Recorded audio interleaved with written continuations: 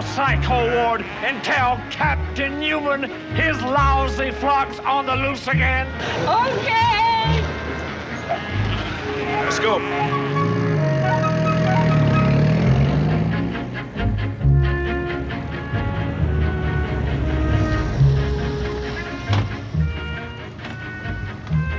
Hendricks will drop you back off at the BOQ. Oh, thanks, Captain. Sure.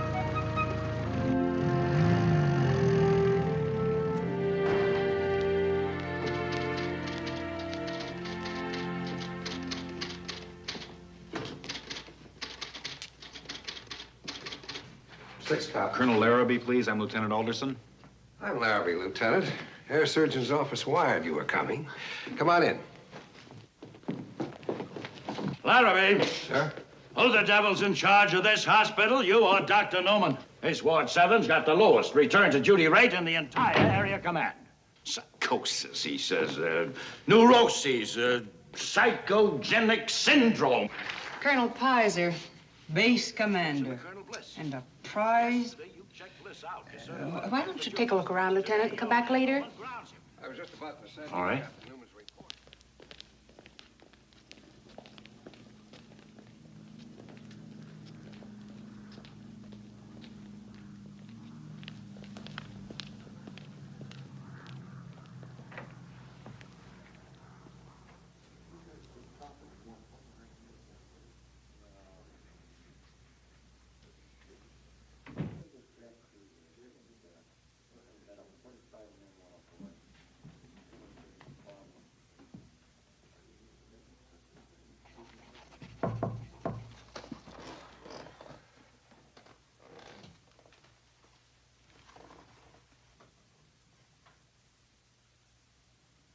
Admission's free. Come on in.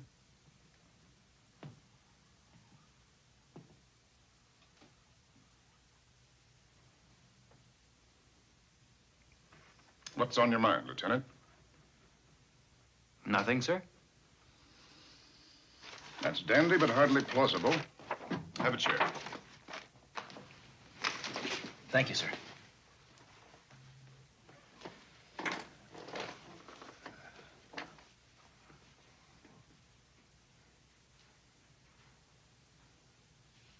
Well, how do you feel? Quite well, sir. How do you feel? Okay. Okay. Let's play games. Oh. Are you under the impression I'm here as a patient?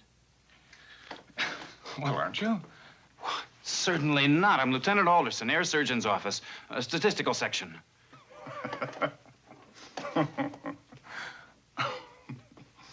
Well, what do you know about that? Here I was making a brilliant spot diagnosis.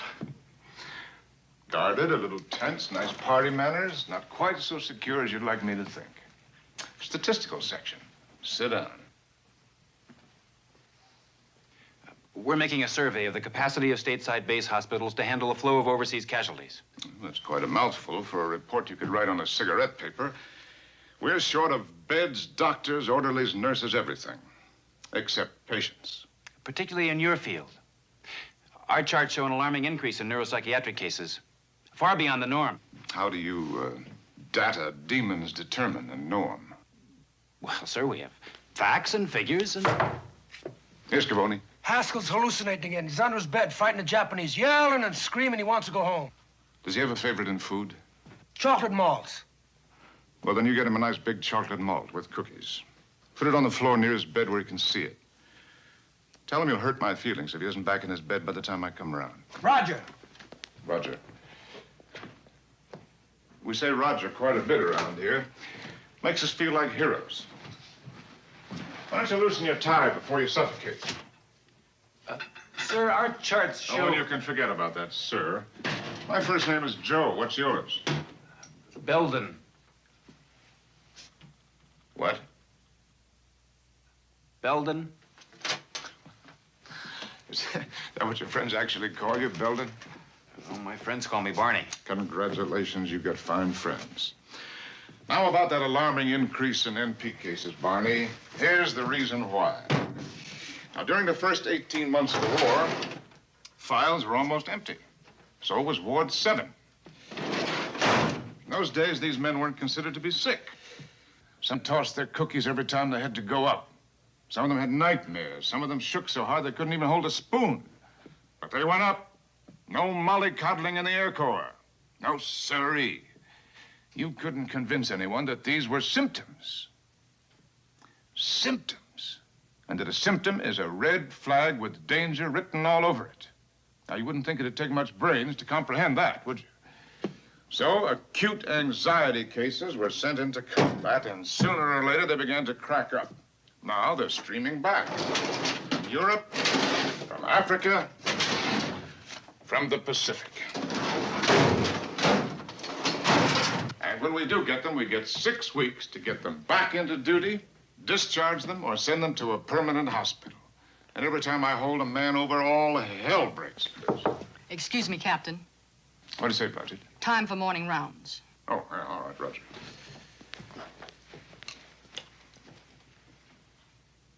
You, ever been inside of a psychiatric ward? Oh, well, no. Come on. You're invited. Hey, Doc. A new man checked in around 9:30 this morning. Violent? Oh, he's not a patient. He's a hospital orderly. What? Where? Well, right now he's on his way to administration to report in. He's scheduled for Ward 4. A mere detail. Now, look, you promise him girls, furloughs, anything. Wrap him in cotton wool and deliver him to my office. Roger. We had to put Miller in wet packs. That major in 4G became pretty violent around 4 p.m. When Wilkinson made that phone call to his father. If you're a member of the club, it means sodium pentothal treatment. Newman!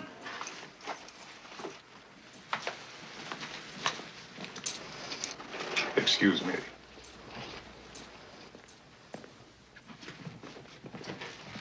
Colonel? Captain Newman.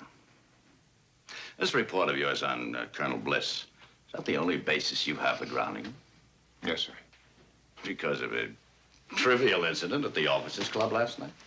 Well, I don't recall using the word trivial anywhere in there, Colonel. Oh, come now, Newman, come. So he chewed out a second lieutenant for spilling his drink. So what? He apologized to him a moment later, didn't he? Yes, sir, and he apologized again. And again and again until the lieutenant, in sheer embarrassment, had to leave the place. His behavior was out of proportion, to my mind. I know. Symptomatic of mental disturbance, quote, unquote. You're bound and determined to get Colonel Bliss into that Sunnybrook farm of yours, aren't you? Well, you're not. Because he doesn't belong with your prize collection of oddballs and malingerers and yellow bellies who get themselves a rescue by coming to you with a cock and bull story about how they get the sweats every time they think of home and mother. Colonel, every man in Ward 7 is sick. I think that Colonel Bliss may be sick, too. You think he may be sick, hmm? I'm sorry, I can't be more specific, but the kind of sickness we deal with doesn't show up in X-rays or fluoroscopes. It shows up in behavior. Colonel Bliss is one of the most brilliant tacticians fighting the air war in the Pacific, and he's needed back at his command. Well, if he is unstable, he shouldn't be back at his command. The lives of too many men depend on his judgment. Larrabee, I'm ordering a special medical hearing for Colonel Bliss. I don't want Captain Newman present or anyone influenced by Captain Newman.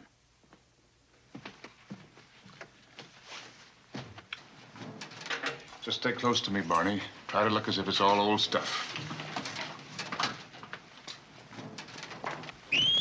Rise and shine, men. Bombs away. Ease in. Captain Flag Juice rides again. Captain Flag Juice came to town with blondie and a bony. Suffocation, you know where it falls in macaroni. Step right up and get your shot. Nice and sharp. It will hurt an awful lot. Then we say,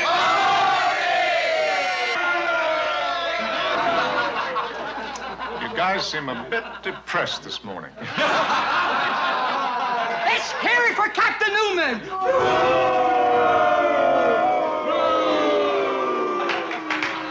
One of these days, you guys guys are gonna drive me nuts. Gentlemen, prepare for morning rounds.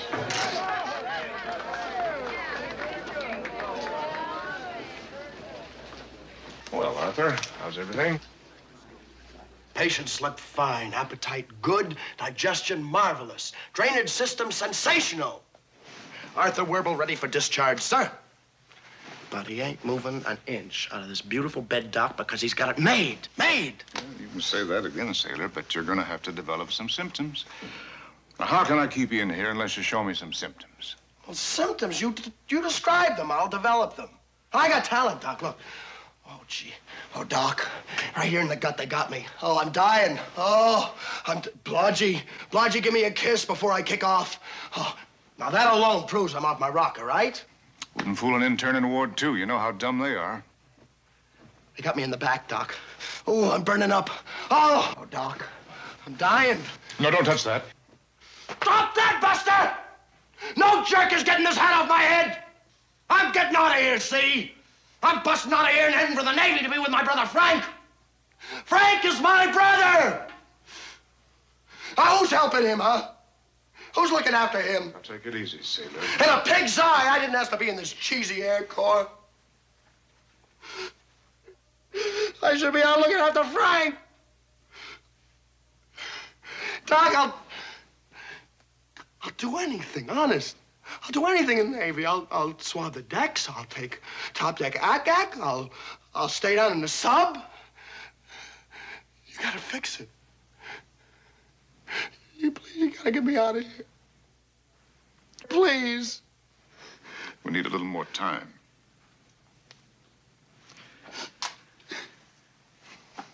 Why don't you tell the lieutenant here that you didn't really want him to drop dead? Hmm?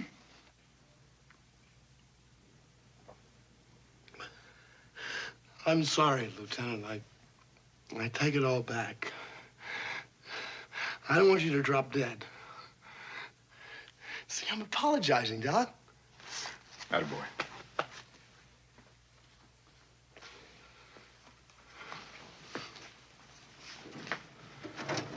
Would it help any if you could see his brother? Might, except he doesn't have a brother. Well, Bobby. Now, what's the good word today? That's right. Try. Come on, Bobby. Let Captain Newman hear how nicely you can say it. You said hello for me this morning, remember? He did, Doc. I heard him say hello plain as anything.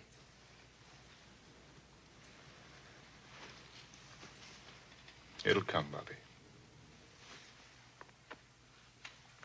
Morning, Captain. How you feeling? Oh, I got a few pains, you know, right here. Captain, you're not eating right. How'd you sleep? All right. Any bad dreams, Captain? The usual. Dry. That's good. No sweat. That's the first thing to look for, right? You're handling your tensions better, boy. Nurse, give this patient 20 cc's of flat juice and a high colonic. He's a good boy. Just a little wacky. Thinks he's a captain. Thinks he's a psychiatrist. Well, it's all that stuff you've got me on, Caruso. It gives me delusions of grandeur. Stop it! Stop it! Stop it! Stop it!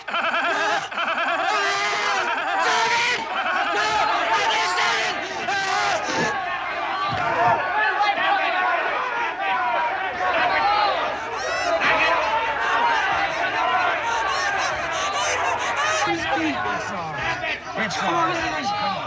I can't Come on, back to your beds. Get that little yellow belly out of here. He makes me sick.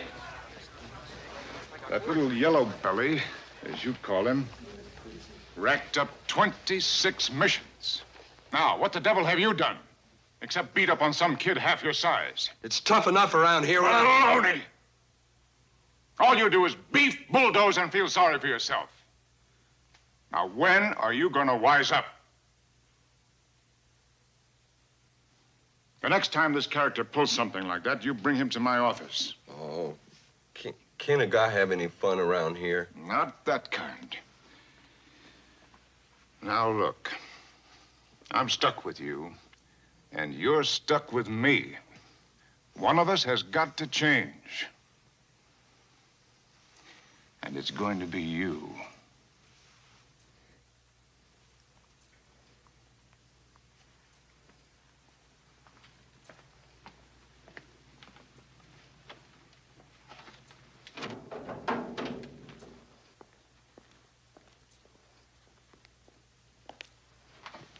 Okay, Doc. Thanks, Brody. Hey, Doc. I got that orderly. We've been playing gin and he's beating my brains out. Well, never mind about that. I'll pick up the tab. Just send him in. I better get squared away. Thanks for the tour. Roger. Yeah, by all means. Roger.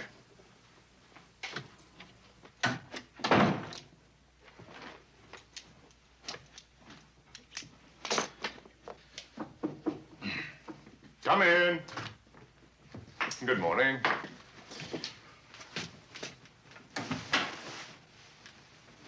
What's your name? Leibowitz. First name? Jackson. Sit down. How old are you? 27. I believe that it's customary for a soldier to address an officer as sir.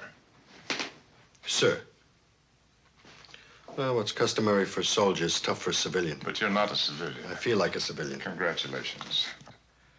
I assume that you've worked in a hospital before? Yes. Sir. Go on, Corporal. Go on where? Tell me about your experience. What's to tell? Let's see. The camp I just came from, I don't want to knock the government, you understand, but the animals in the Bronx Zoo had it better. They had me working in the wards day and night for 10 months steady. I didn't like it. You mustn't hide your feelings. That's what I figured. Well, what kinds of wards did you work in? All kinds. Give me a hint. General, surgery, infectious diseases, that's where I caught everything. OB, that was for the officers' wives. The rate they're getting pregnant, they're not going to need a draft in 20 years. Have you, ever worked in an NP ward? A mental ward? Psychiatric cases. Nuts? They're not nuts. Gee, Doc, you're not going to put me in a nut house. It is not a nut I'll house. drop dead. Inside of 1 hour, I'll drop dead. Sit down. You better ask me to lay down. Already I'm a patient. Now, listen. Doctor. I don't know where you guys get all these cockeyed ideas. The boys in my ward are just depressed. So am I. Miserable. They're miserable. Look at me. Sit down. Oh, Doc. Leibowitz, this is a perfectly safe ward. There is no danger involved. Patients in my ward are not allowed to have matches or razors or sharp objects of any kind. Mm-hmm. But teeth they got. We've been here for some time, and we haven't lost an orderly yet. Don't spoil your record, Captain. I'll take my chances. Now, do you have any questions? You don't have to raise your hand. I'm as surprised as you that I still have the strength. Ask the question. Captain, I appreciate you trying to boost my morale, but let us face facts. It goes against my grain. You are putting me in a booby hatch. Leibowitz, what the devil is the matter with you? You look like an intelligent... Don't be fooled by my looks. You'll get the best food on the post. Who's got an appetite? You have my deepest sympathy. From a plumber, I expect sympathy. From a psychiatrist, I expect understanding. Corporal Leibowitz has just volunteered to work with us. Captain, Would you like Sergeant Kopp to show you around now? No. No what? No, sir. Good. Start with the ward, Archie. But, Captain, I've... Let's go, Leibowitz. Glad to have you with us. You think so, huh? People always make that mistake until they get to know me. Hey, already I'm hearing things. What's that ba, ba, ba? You're not hearing anything yet. We keep sheep in the backyard for tests, for the lab. How about a nice game of gin tonight? Who plans that far ahead? I'm living from minute to minute. He'll make a good orderly, Blodgett. He understands suffering. You're leveling, Doc. I'm all right now? You're as normal as fleas on a dog. All that's left is for you to realize it. You better get around to it. I've got you marked fit for duty. You're going back to your outfit. I am? When? Oh, I think I can steal you a 10-day pass. 10 days at home with your family, and after that. So start packing. I need your bed. You got it, sir. I got a 410 bus to catch. MacDonald had a farm, E-I-E-I-O. And on that farm he had some chicks. Your new orderly is standing on a chair conducting the Colfax Glee Club. Next, he'll be passing out lollipops. Come on, you guys, louder. Everybody. Come on, you crazy bums. Don't you want to get well? Sing! Old MacDonald had a farm, E-I-E-I-O. And on that farm... Well, yes, we set up a medical hearing for Tuesday, but Colonel Bliss begged off. And after all his yelling to get out of here. Did he say why? No. I offered to set up another hearing at his convenience. He was to let me know, and that was 3 days ago. How's that for a puzzler? It worries me. Whatever was behind that officers' club thing. Colonel Bliss doesn't think it was trivial. Oh, sorry, sir. Oh, Colonel. Yeah? I finally solved the mystery of the missing orderly. Corporal Leibowitz didn't vanish into thin air. He was somehow maneuvered into Ward 7, and he's been working there ever since. Isn't that so, Captain Newman? Well, is it? Couldn't call an attractive girl like that a liar. Joe, you can't just hijack a soldier and put him in your ward without telling anyone. As far as the Army's concerned, Leibowitz has been AWOL for 2 weeks. You're absolutely right, Colonel. Excuse me for just a moment. Joe? Well, I'll be shoving off. Thanks for everything. Pleasure having you, Barney. Say hello to the Pentagon. Oh, we don't speak. Well, so long. So long. Lieutenant Coram, I'm truly very sorry.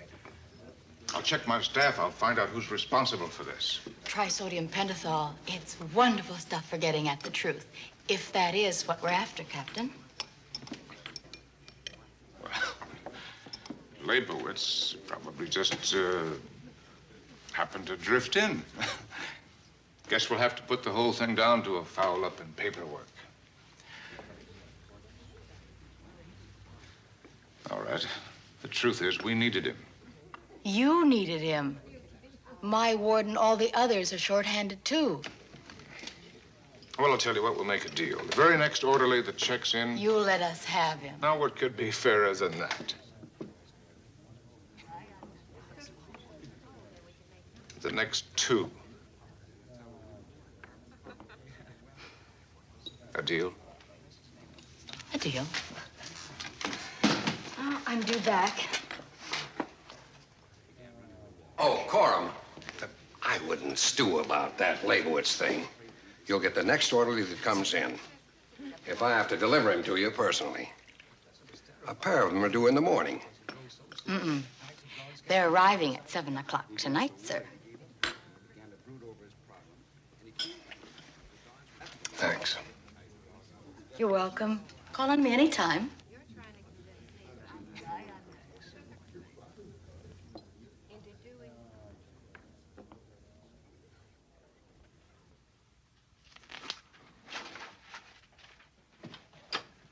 Did you get Haskell's lab report? I sent Archie for it.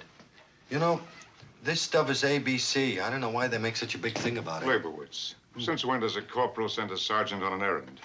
Don't answer that. Since Leibowitz came to Ward 7. What do you mean, ABC? You went to medical school for this?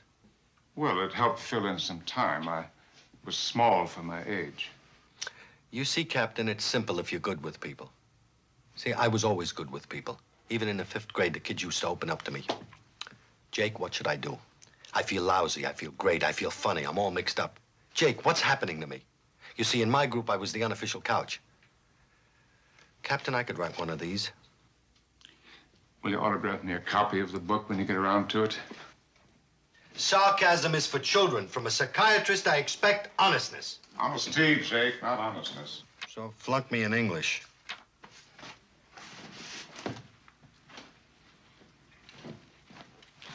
Get Lieutenant Corum in Ward 4 on the phone. You want me to phone? Yes, if you're not required in surgery.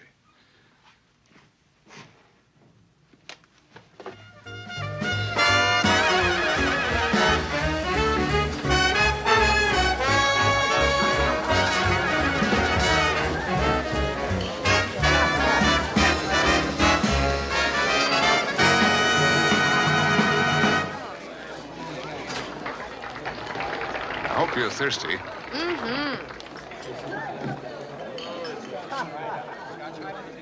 Ordered it in advance. Here, I'll do that. Thank you very much. Thanks. Since when does the Blue Grotto serve imported champagne? Since Leibowitz came to Ward 7. I don't know where he got it, and I've learned not to ask any questions.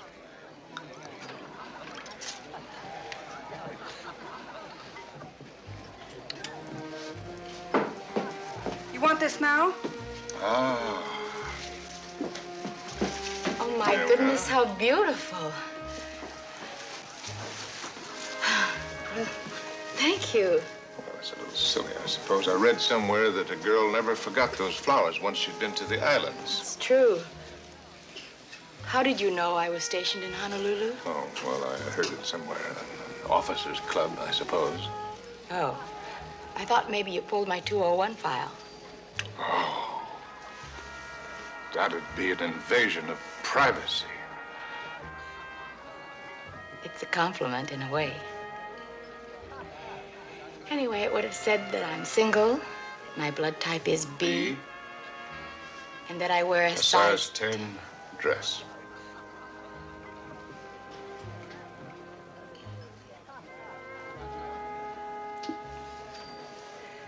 Your blood type is A. And you were in the glee club at Farragut High School. You have an appendix scar right about here, maybe a little farther over. And you did your residency at Tulane. You read my 201? Mm-hmm. All of it? Oh, don't be silly. You should know no girl ever reads past the space mark married or single. Well, if we're both peeping Toms, let's have a drink to that.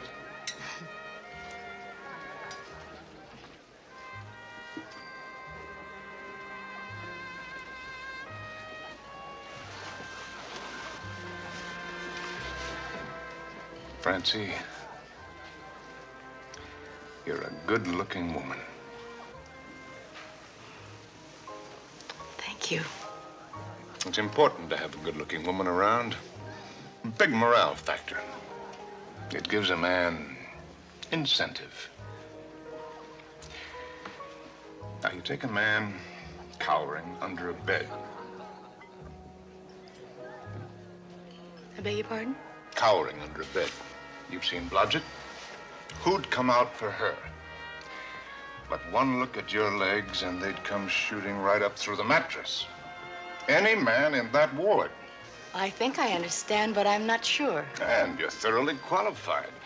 2 years of pre-med at Barnard, the full course at St. Vincent's. Year and a half at Massachusetts General, plus your service duties.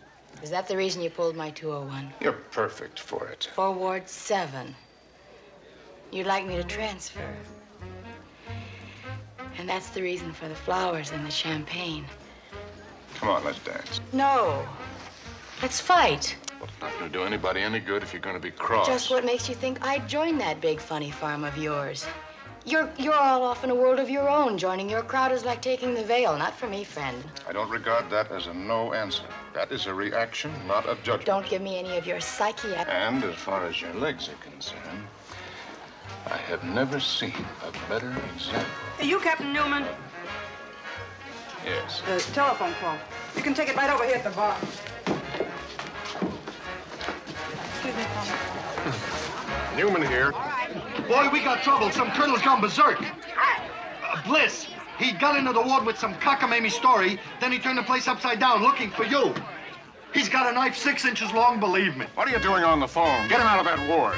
We did. We got him in the shower room. Archie and Gavoni are holding the door shut. Meanwhile, he's on the other side trying to bust out. There are 3 of you and 1 of him. Get that knife away from him. Doc, that could be dangerous. I know it's dangerous, but you've got to do it. He might kill himself. If I try to take that knife away from him, he'll kill me. Oh, all right. Hold him in the shower till I get there, right? Jake! Jake! Let me out of here, damn you! Doc said take away the knife. Who? He didn't say. All right, I'm elected. Let go. Are you sure? No, I'm not sure, you dumbhead. All right, 1, 2, let go!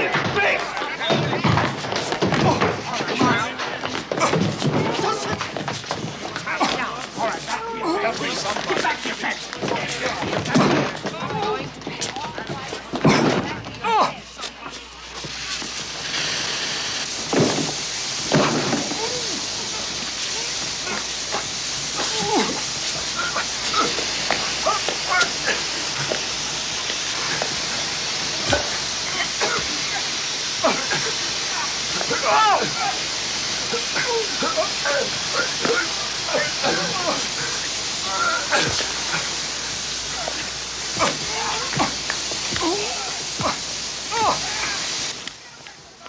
Pharmacy key?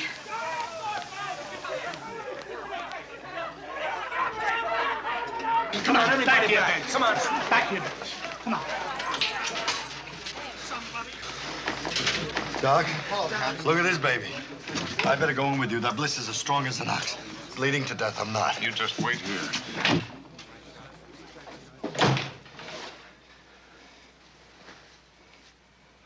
You filthy, scheming meddler. I'll kill you. You're not gonna kill anyone, do you hear me? Why the devil do you think you are, in some jungle free-for-all? What do you mean, coming in here endangering my men? Who asked you to meddle in my life? Who gave you the right to probe and to spy on me? You did, by your actions. Take a good look at yourself, Colonel, and then tell me I did the wrong thing. Look at yourself. Is this what you would have done overseas? Damn your eyes. God shrivel your heart and consume your monster brain. Oh, you're vile, vicious contempt. Get hold of yourself. Remember who you are. You are Colonel Norval Algate Bliss, a command officer. Remember that. Colonel Norval Algate Bliss.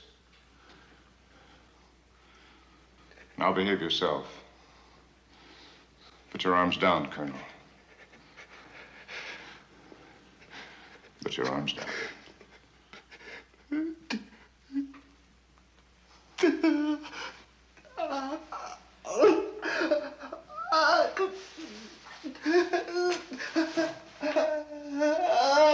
Oh, you swine. You clever, scheming swine. Take it easy, Colonel. You need lots of sleep. Time you're fighting me. Here we go. Let's get to bed right now. Into bed. Peppy. All right. Show's over. Everybody back to bed. That's Okay, all. Doc. That's all. All right.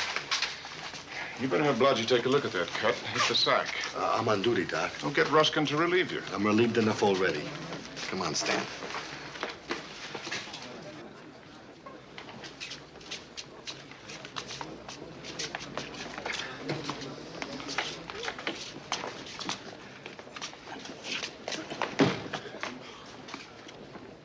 Suppose you had to shout at him like that. Oh, I wasn't shouting at him. I was shouting at his symptoms.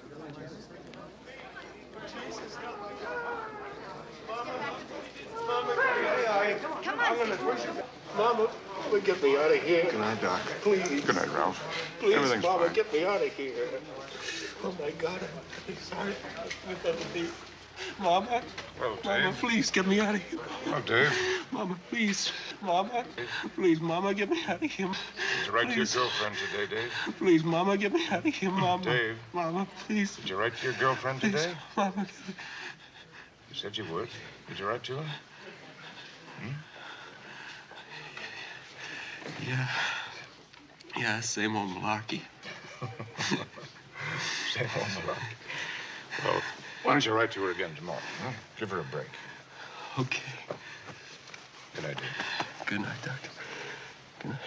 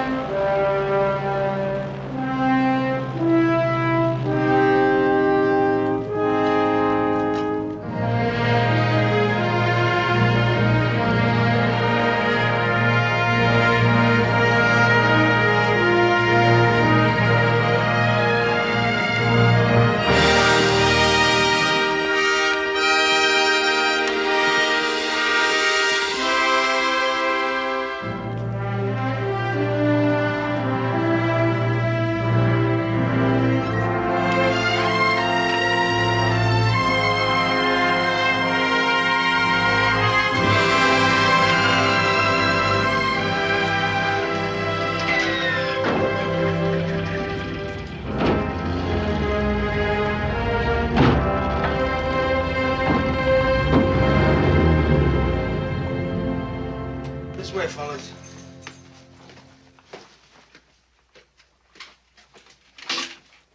Can you spare 4 beds in a room, Lieutenant? I think so. Yeah? Well, straight ahead, pal. Everybody's your friend here. Just follow your buddy in there. It's okay. Straight ahead, pal. Come on, buddy. Nothing to worry about. Straight ahead.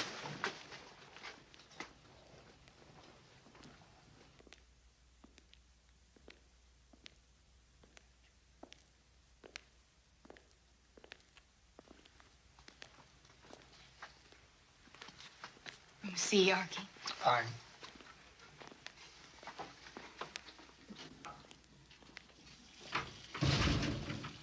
Jordan is scheduled for Pentothal at 2. Okay.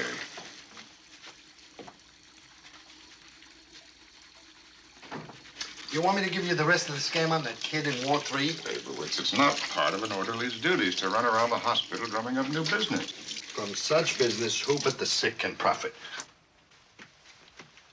His name is Tompkins. He's a corporal like me. Now, for 5 nights in a row, he has snuck out of his ward and got himself plastered. They seem to think they've got an ordinary lush on their hands. But in my opinion, he is a disturbed personality. Cocky, but tense. But he doesn't fool me. My diagnosis is depression, agitated, troublemaker. I hope you didn't tell him that. Maybe I'm fresh. Stupid, no. What I did tell him, though, was to come over and take a load off his emotions and see you. Boy, did I give you a terrific recommendation. Thanks. Young doctor starting out needs all the help he can get.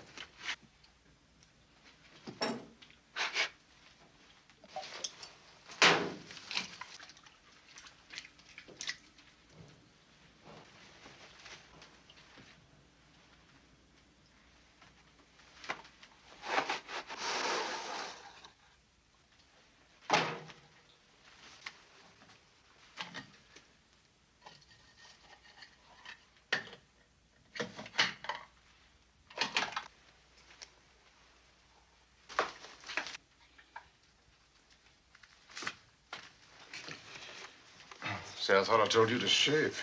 I beg your pardon, Captain. What you said was, why didn't you shave this morning? That's not an order, that's a question. To which you have an answer, which I've already heard. If God had intended men should have clean cheeks, would he have invented hair? Shave. I understand, Doc. You are releasing your hostilities on me. Very good. I want you to do it because I don't want you should develop an ulcer. I don't want you should develop a beard. You'd better get into the ward. Bliss has started to move and talk. When did it happen? Must have been during the last hour or so.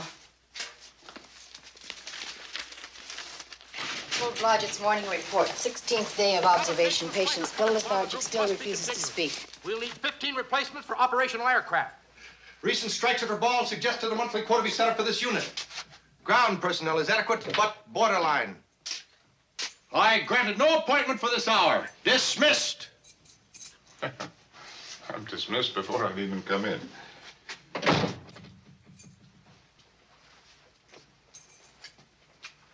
Oh, the caduceus. You're a doctor. I'm Captain Newman. And from my dreary abode, I conclude that you're one of the perceptive ones who babble brightly, You see, Doctor, I'm thoroughly conversant with your psychiatric jargon. Oh, please, do come in, come in.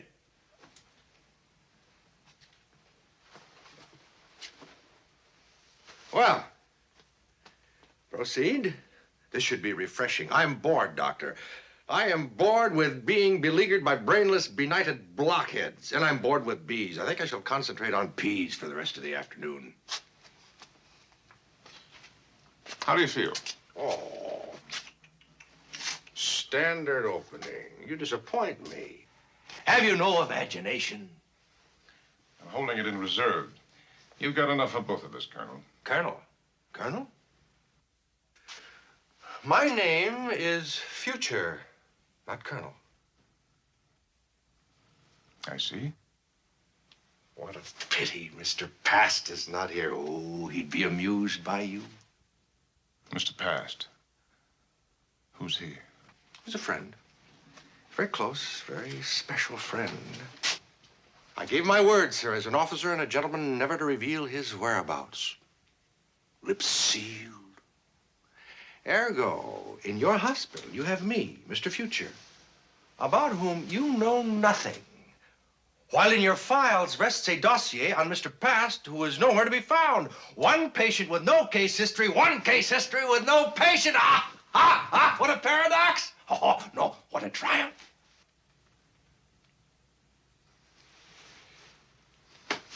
Well, I can see that we're just wasting time. Oh, no, now, please, don't go. I'm enjoying your visit. Well, I don't doubt it, but you see, I didn't come here for the purpose of providing a patronizing patient with a plethora of private pleasure. Bravo! Bravo! 7 Ps. Is Mr. Future mad, sir? I repeat, is Mr. Future mad? Or is he not mad?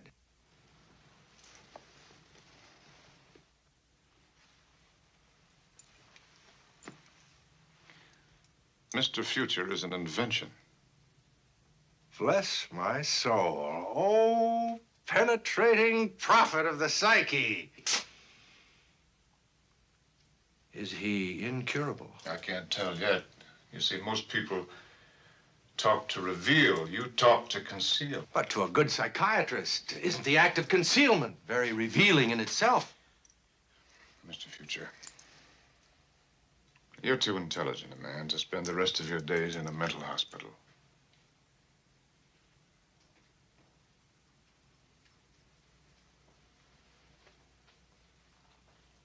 Is that likely? That's what usually happens. When people split themselves in two.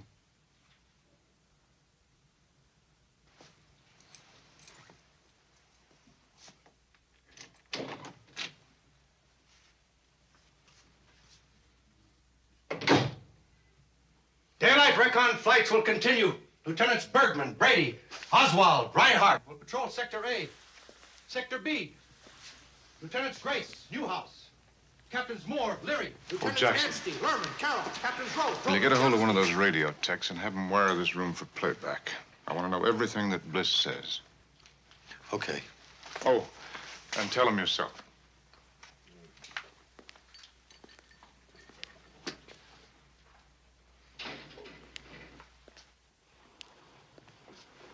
The light seemed to bother him. He's more comfortable this way.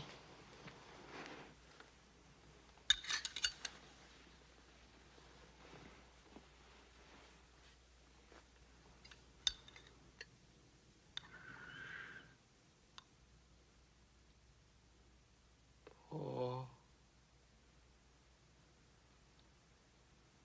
Cabot. Winston. Tired.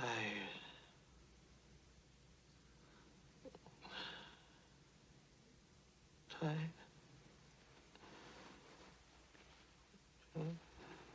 Captain Winston.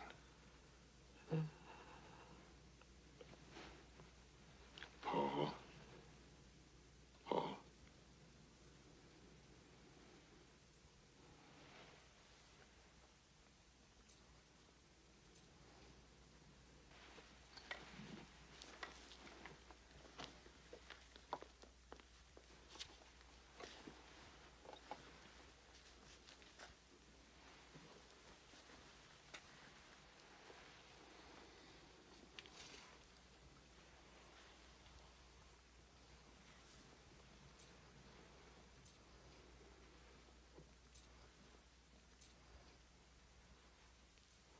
It's happened before.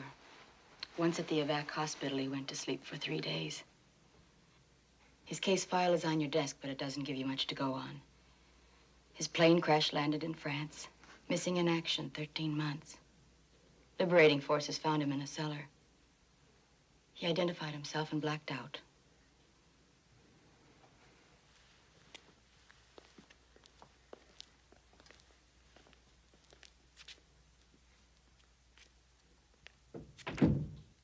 The evac NP tried shock and pentothal. Negative. He can't or won't respond. Anything from French locals? Nothing in the report. He was 13 months in a cellar. That's all there is. Oh, Francie, Leibowitz thinks we have another customer. Check on a boy named Tompkins, Ward 3. Mm-hmm. Which one is he? Just take a look and guess. He's all yours if you want him. Bid 8. Well, thanks, Katie. Hello there. Hi, fella. Pick a card. Come back here. Where's our darling? Hi. Darling, darling.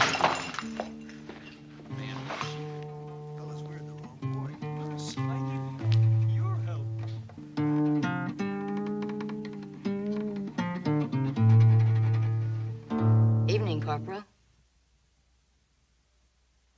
I'm Lieutenant Coram. Well, how are you, beautiful? How you gonna take care of me? No. I'm in Ward 7. I'm ready for you.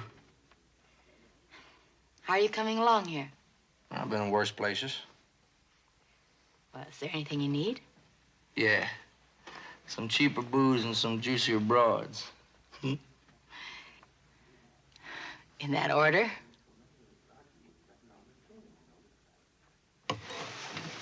Okay, so you don't shock easy in Ward 7. Big deal.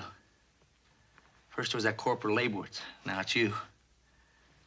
Maybe you're prettier than he is, man, but I'm gonna give it to you like I give it to him. You tell Captain Newman I said to shove it. Ain't nobody gonna slap no needle in me. Getting a little crowded in here. I'm gonna go for a walk.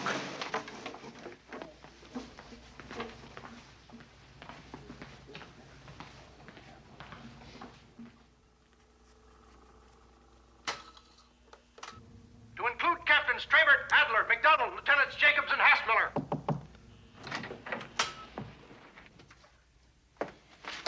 Tompkins' file. And a message for you. Shove it. Sounds rude. I can't read him. I don't know if there's anything wrong with him or if he's trying to live up to his reputation as a stinker. Severe gastrointestinal pains? Insomnia. He's 20 years old? Mm-hmm. Something wrong with him, all right. In that case, you better drop by and see him. I'm sure he won't come here. I can't help him unless he comes to me. If I go to him, I'm the weaker. Lost him before I start. It's his move. Now help me with his names, will you? Joe, you don't intend to write to everybody Bliss mentions. I've written to the senior air surgeon in New Guinea and asked him to talk to all the people who were close to Bliss. The key to his split is somewhere in his past. So if I can't get from him, I have to go elsewhere. Now, is this third name McDonald or MacDonald? To include Captains Trabert, Adler, McDonald, Lieutenants Jacobs, and Hassmiller.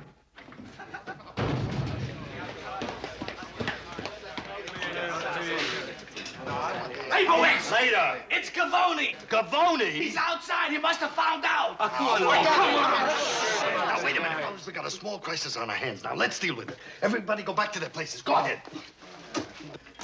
I won't need salami. I'm gonna make notes. No. Up the sleeve. Good boy. Leibowitz? Hi, Gavoni. Don't try Gavoni me. Somebody stole my salami.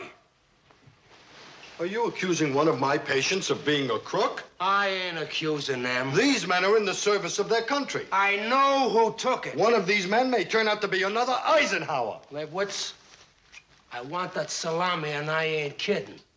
And will you take it easy now to begin with? Are you sure you had a salami? Gavoni had a salami. My sister sent it to me. She sends me one every week without fail. Well, in that case, why don't you check with the post office, have them put a tracer on it? I don't need no tracer. That salami's right here in this room, and what's more, it was stolen. It was stolen, huh? Yeah. Okay, well, in that case, we're going to help you find your man. Now, let's start at the very top. Do you think Colonel Pizer stole your salami? You know who stole it. You did. No, just a minute. Don't try to back out. You already accused these men. Who blamed anybody in this room? Did I blame anybody in this room? Did I? One man! The damage is done. You've already thrown the whole war into a trauma. Right, men? All right, I've heard it 1,000 times. Gavoni, that's very bad psychology. You've given everybody a guilt complex. The least you could do is apologize. Now apologize. Come on. All right, I'm sorry. Words, words, nothing but words. Gavoni, if you're really sorry, show it. How? Share your salami with these men. How can I share a salami I don't have? Gavoni, Gavoni. That's beside the point. Let's get to the meat of the question. Would you share it? Yeah. Good. Okay, men, you heard Gavoni. He's going to share the salami. So let's give him a hand and find it. Archie, no one leaves this ward till we find that salami. Men, let's look. Under the beds, in the pillowcases. Check your pockets. Remember last weekend? Check the pictures. Come on, let's go. Everybody, look. Look under the beds. Look at the pillowcases. Let's find it. I found it. Aha. That's it. Just a minute, Gavoni, just a minute. Gavoni, are you sure this is your salami? It's a Genoese. Ooh, it's your salami. See, all that fuss, all that screaming. No one stole your salami, Gavoni. You lost it. Butterfingers. How could I lose a salami in somebody's bathrobe? Gavoni, may I remind you of a cardinal rule in the field of psychiatry? In the words of Sigmund Freud, show me a man that can lose his temper, and I'll show you a man that can lose his salami. Yay! Gavoni, come here. Stop cutting. What that Oh, by the way, Gavoni. Yeah. I promised Bobby the first slice. Roger. One in the middle. And give my best to your sister. They're all yours, Captain. Thank you, Doctor. Oh, excuse me. This came this morning. I think it's for you. Big shot, Cuckoo Squad. That's me, all right. It's from Tompkins. He wants me to meet him tonight in the rec hall. In my opinion, Tompkins, I leave it entirely in your hands. I have every confidence. Excuse me. At 11 o'clock.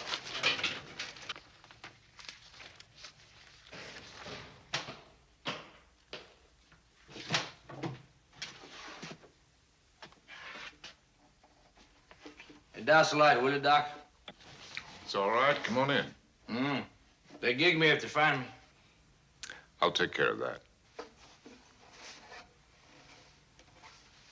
Okay.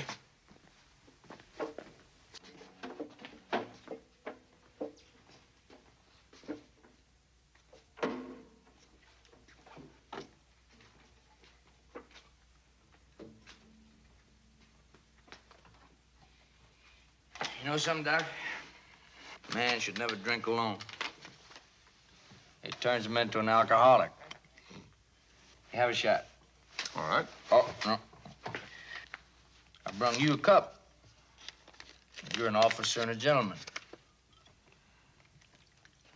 No gentleman should ever drink from a bottle. But you better drink it fast before it rots the paper.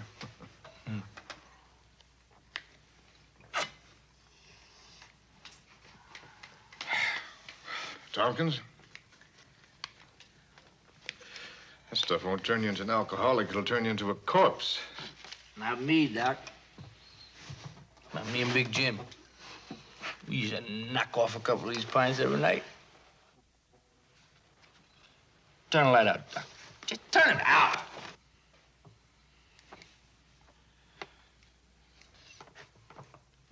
You know something?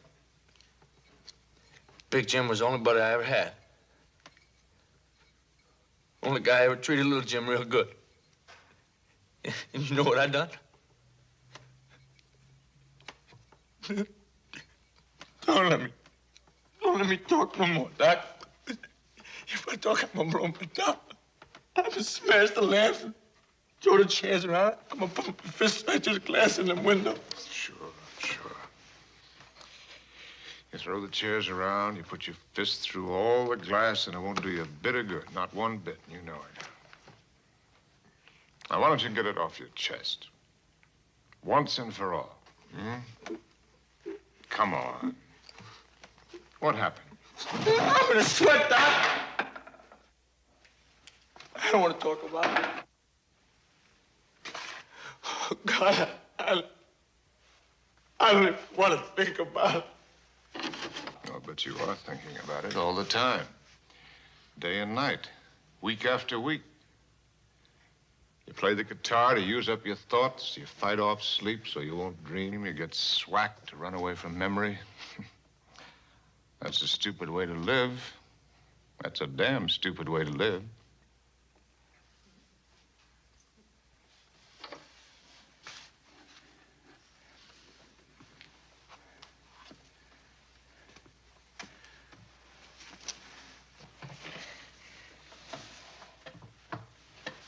Doc, you give me the flat juice. I'm asking for it. Give it to me now. Right now. Okay. You lay off the booze for a couple of days.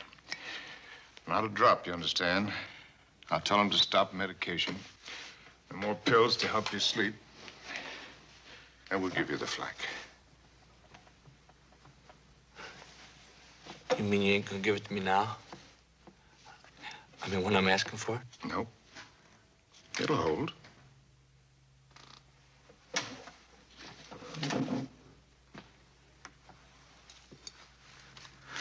Well, if you ain't gonna give it to me now, well, you can forget it. In fact, you can shove it. Boy, they sure picked the right guy to boss the loony squad, didn't they?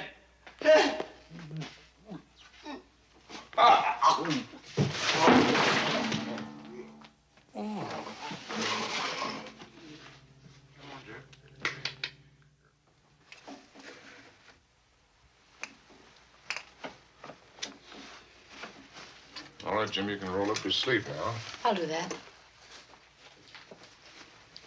Well, that's a hot one. 2 officers putting me to bed. Say, is it all right if I take off my shoes, Doc? Sure. I kind of sleep better without them. That's all I'm gonna do, isn't it, Doc? Is just sleep? That's right.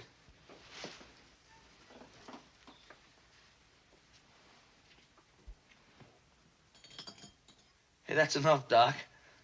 I don't want to wake up an old man.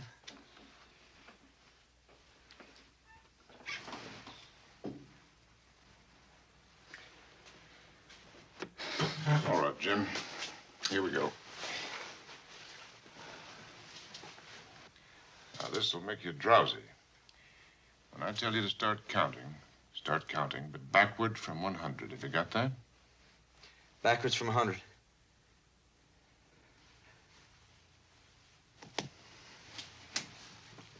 $100. 99. 100.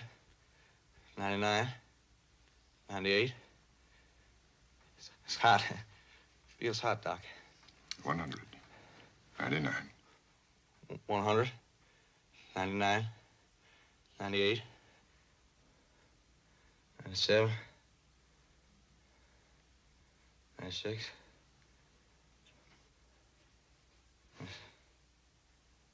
Sure is getting hot, Doc. 5.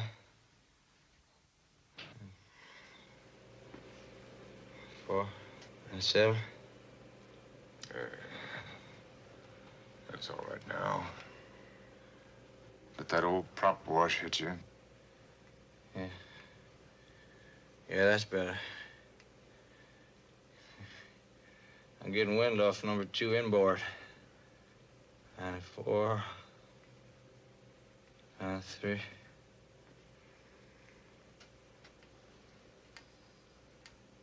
1, 2. All right, Jim.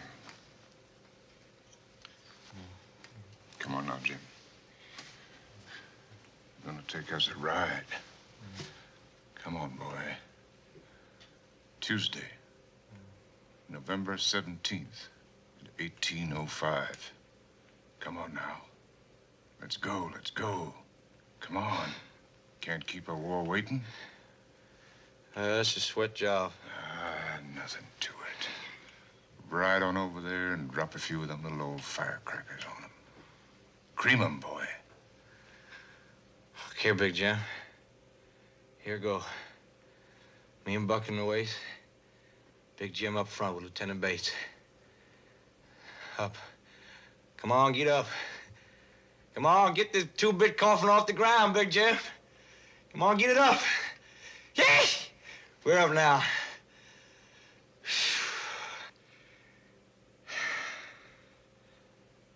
Waster pilot. Waster pilot. You mind if I take me a couple of practice blasts? Roger.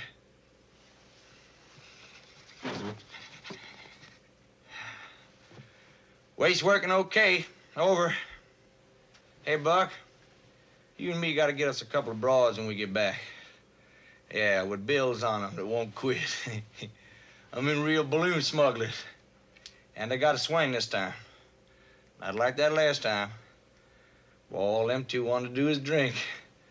I don't sure like what the war's doing to dames. They just want to drink, that's all. Hey, what's that, Buck? Down there at 4 o'clock. Coming at us now 3. No, 2 o'clock. It's ME 109. I got him. Yeah, I got him. Hey, he's going down, Buck. Going down, Fry. Fry, burn, you Nazi, Fry.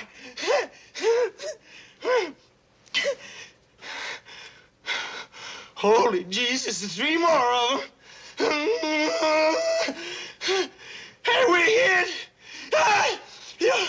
Oh, dear Jesus, the oil.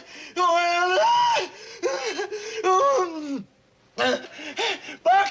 Hey, Buck, we're going down. Oh, God. Oh, God, my dear Jesus, save me. Save me. Oh, God, don't let us crash, please. I'll be good. I promise I'll be good. Big Jim, bring it up. We're gonna crash. We're gonna crash. Take it up. You can't take it up. Get this off the ground. Don't let it crash.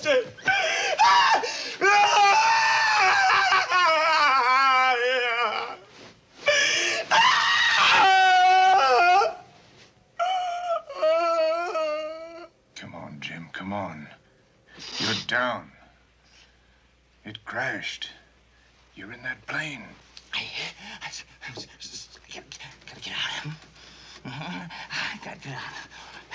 The escape hatch. We gotta get out of here. Yeah, escape hatch. Good. Hey, Buck, come on. Buck? No. He got no hat. God, put back his head, please. God, somebody. God, please. Please put back his head. He don't look right. Oh, fire. There's fire. Oh, I gotta get out of here. I gotta get out of here.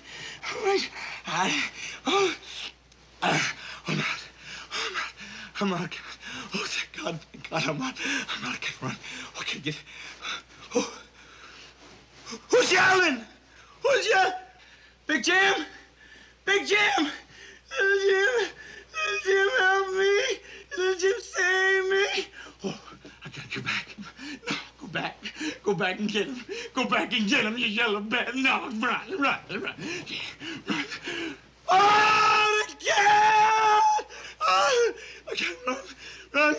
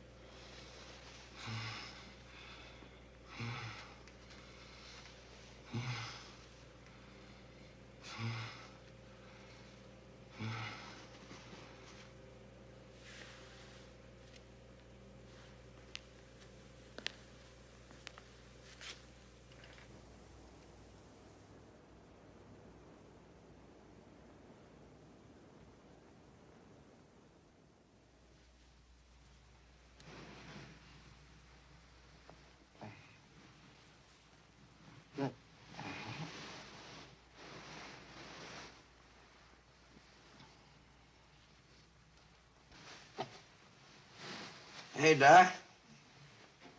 I must have dozed off. I sure feel good. It's best I slept in months. Hey, Lieutenant. What do you know? You've been here all night?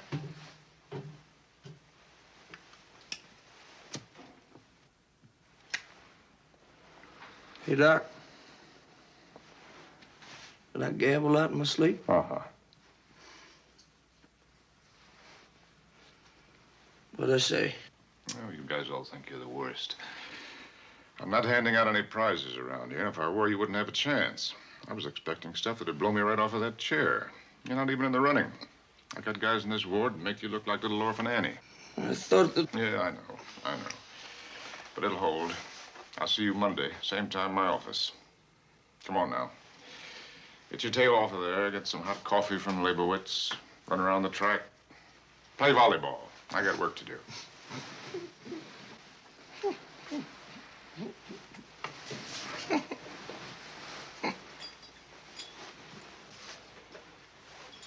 So that was black juice, huh?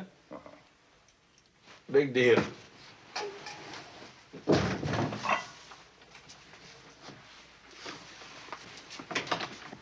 Best shot I ever did get from old Uncle Sam. Beats booze.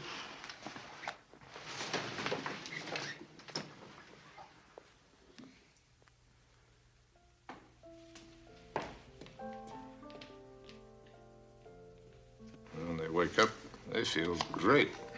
And then your problems begin. Hell, I'm a doctor, that's all. They ask too much of me. No, they don't. Not when you think of what we ask of them. And they have to go up and hang in the air and get shot at. You don't get shot down in a psychiatric ward. Nobody ever crashed behind a desk.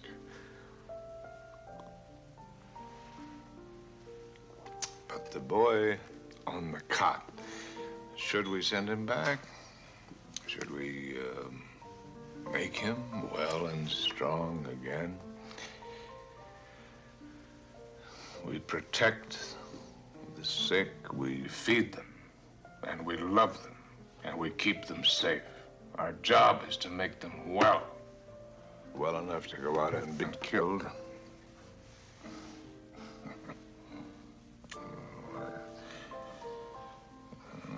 God, what an awful shame.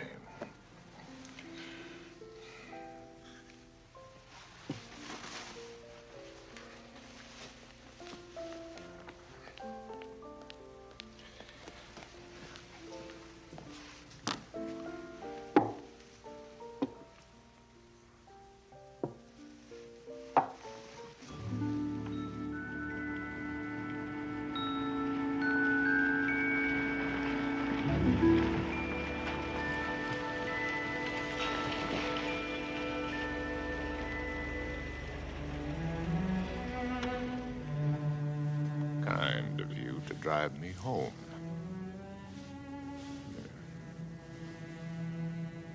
Oh,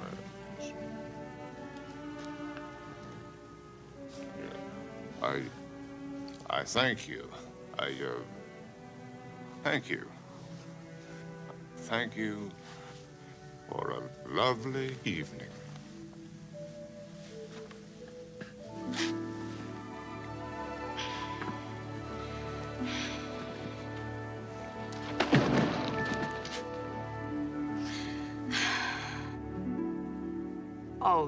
Joe.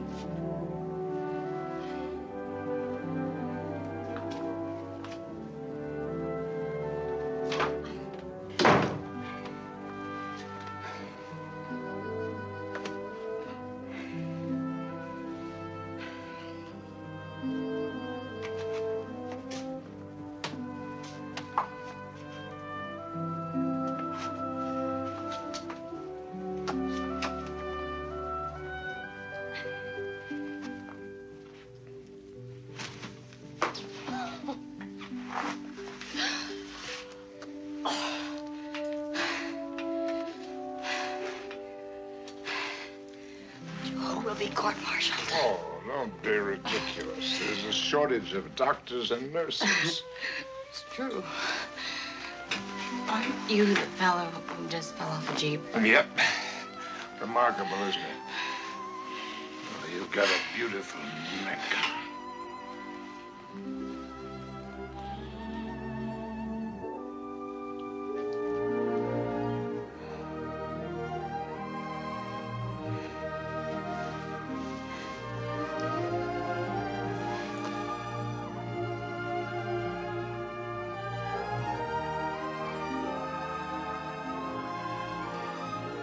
Good try, old man.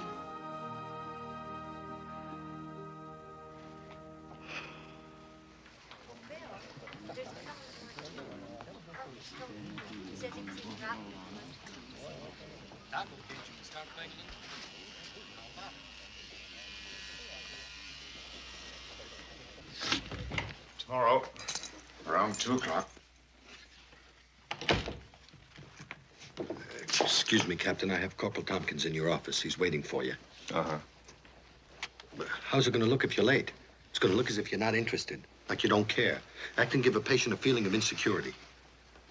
Yes, Leibowitz. Thank you. Thank you. That Captain Winston, I never saw a patient look so sad. You mustn't confuse sadness with depression, Professor. Is there a difference? Looks, Leibowitz, can be deceiving. Can a man look sad and still be happy? Yes. Example. You. Hi, Doc. I feel sharp as a tack today. You talk, I just listen. I got nothing more to say. Nothing. Take your feet off my desk, soldier. You heard me. Now sit up straight in that chair.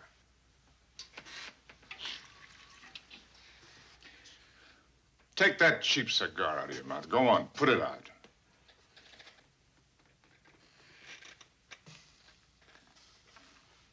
And don't ever pull that act again on me, Tompkins. When you're in this room, you'll show some respect for me and for yourself. I'm not going to let you cheapen any man who did 34 missions and who wears all those decorations on his chest. You understand?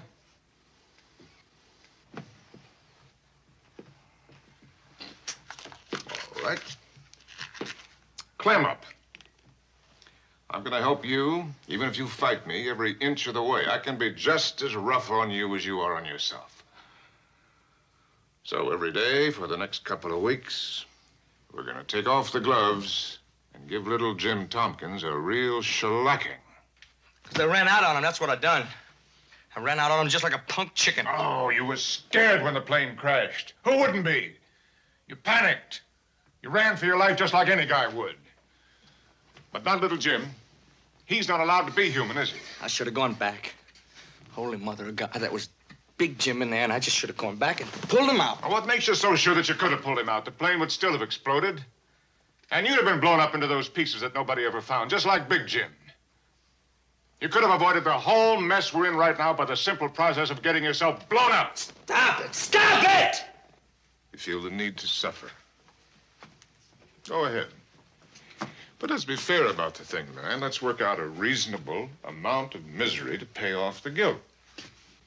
Now, I have an idea, Jim, and it's a beaut. Why don't you chop off a foot? Well, you heard me. Get yourself an axe and go out here somewhere and have an accident and come back without a foot. Doc, you're talking crazy.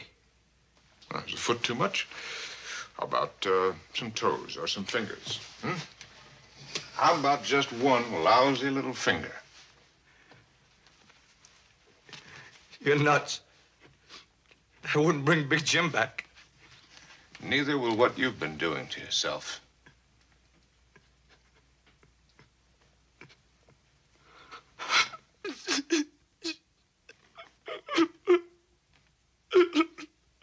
Look at me, Doc. I'm crying just like a little kid. He's crying for Big Jim, and you ought to. You loved him, and he's dead. Now you can let yourself feel, Jim.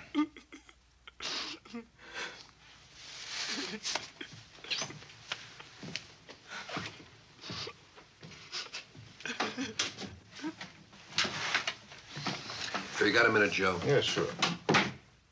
Oh, Francie, will you promote some coffee for little Jim?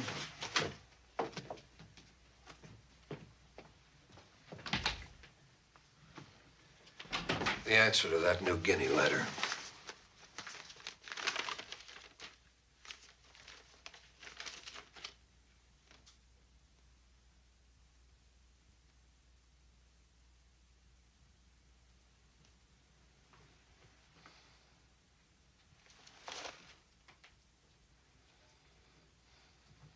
Can we schedule a board hearing? Whenever you say. As soon as possible. Colonel Bliss, will you please state your name, rank, and serial number?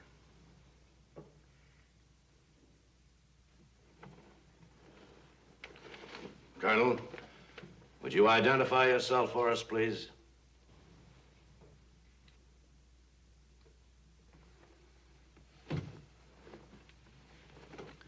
Mr. Future, would you please? Delighted.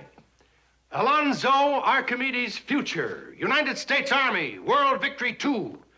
Expert in tactics, tautology, logistics, and semantics. Colonel, we'd like you to understand the nature of this hearing and its purpose. I am not interested.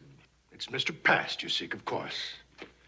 He spurns your invitation, and he damns your inquisition. But enough of this prattle of idiots. I put an end to this tristomanic farce. Dismissed!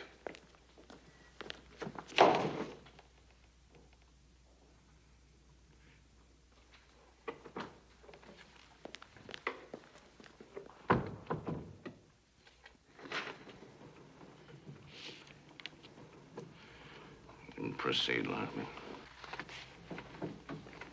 It is recommended that subject officer be granted a medical discharge to be committed to a veterans hospital for prolonged treatment under full custodial care. I've asked that he be sent to a hospital near where he was born and went to school. Records plus additional information from New Guinea will be transmitted. What information? Pertinent data from the senior air surgeon. It gives us a key. Based on this, a slow, careful pattern of treatment is indicated. Removal. Captain, it's Colonel Bliss.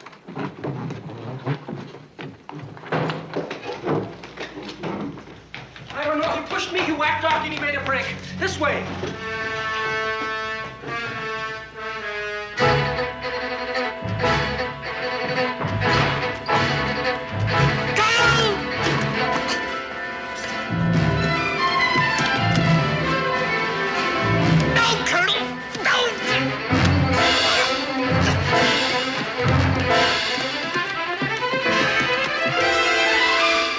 Archie, get down.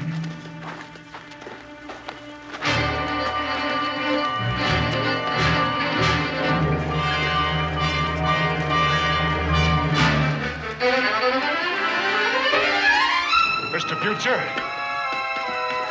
I want to talk to you. Mr. Future?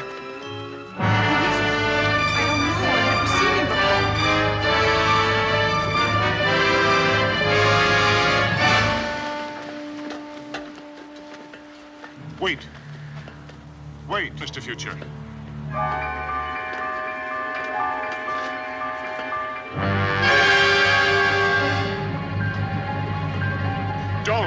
Let's talk. Wait, please.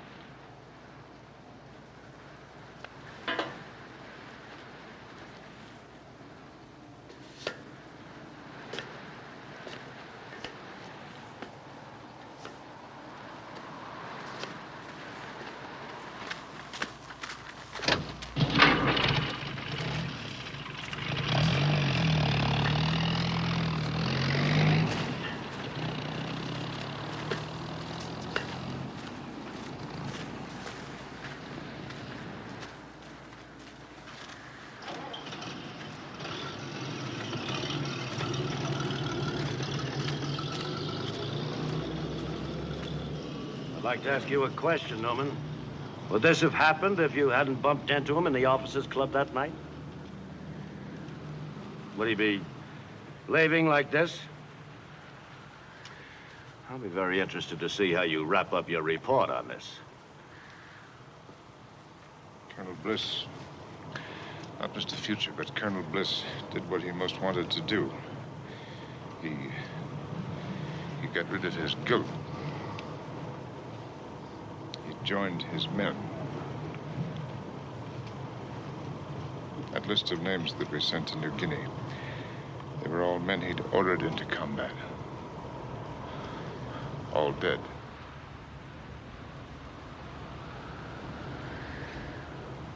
Now, you tell me if I could have saved him. Did I play it too safe? Did I gamble too much? Could I have spotted the moment he'd turned back to the past? Could I have pulled one more thing from his brain? Was there a way? I wish the hell I knew.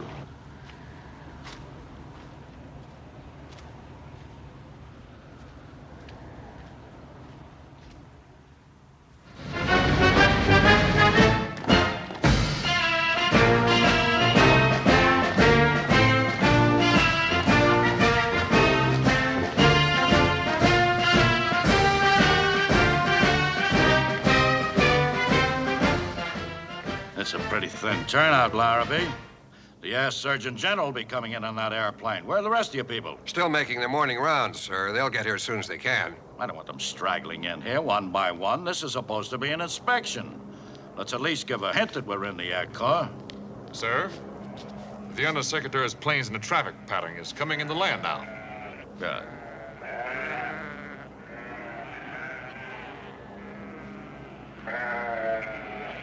What the devil is that? Do not, repeat, not attempt landing at this time. Over. I'll circle your field. What's cooking? Over. Sheep. Over. Sheep? Over. Roger. Sheep. On the runways.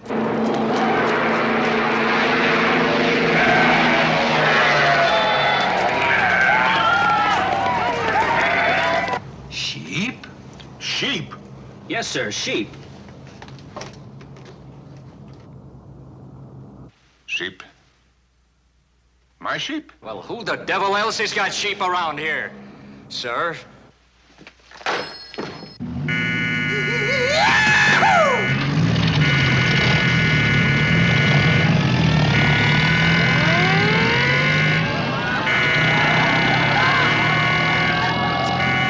All week long, we've been cleaning up for inspection. So how do you clean sheep? I tell Gavoni to take the sheep, put them on the other side of the field to graze. With no fence, sheep drift. Don't you know anything about sheep? In Jersey City, I should learn to be a shepherd? Huh.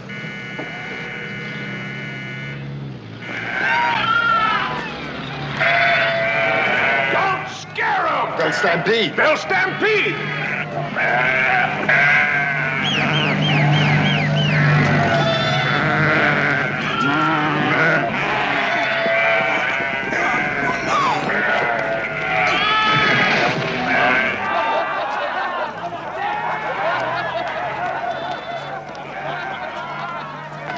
Don't worry, Doc.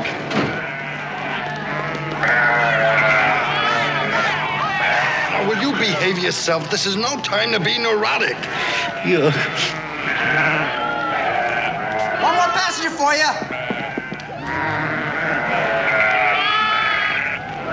All you men with the vehicles, surround them! Surround them!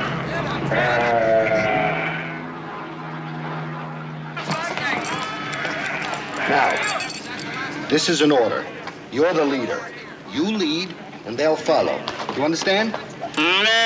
Very good. Okay, Captain! All right, boys. Now move them out slowly. Now lead.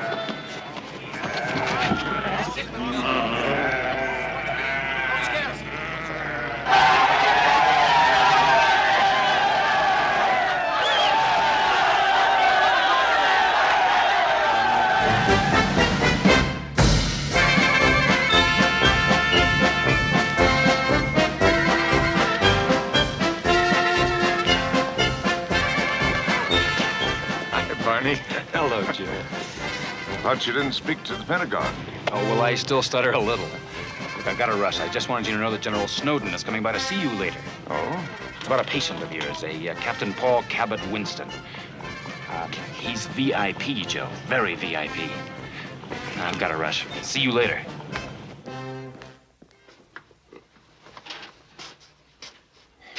The key's what happened to him in that cellar. Yes, sir, but I can't get through to it. If I question him, he falls asleep. Sodium pentothal negative so far. Well, it looks like it's going to be a long pull for him. Yes, sir. He's on the transfer list for extended hospitalization. But at least he'll be close to his home and family. It might help. Newman, Winston's staying on here. I have the General's permission to ask why? The father flew down from Washington when they first brought Winston back. He decided that it would be best that no other member of the family see Paul in his present condition. Including his wife? Including his wife.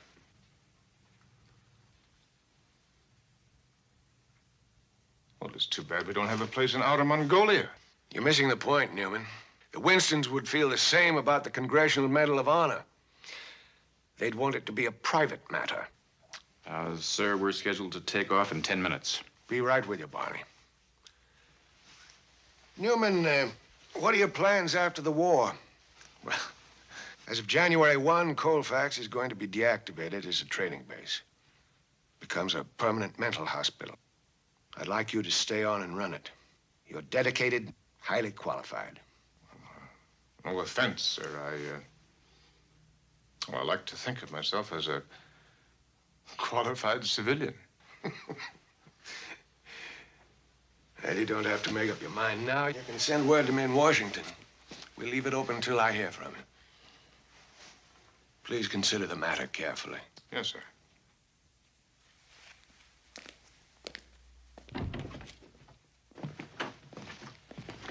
Roger.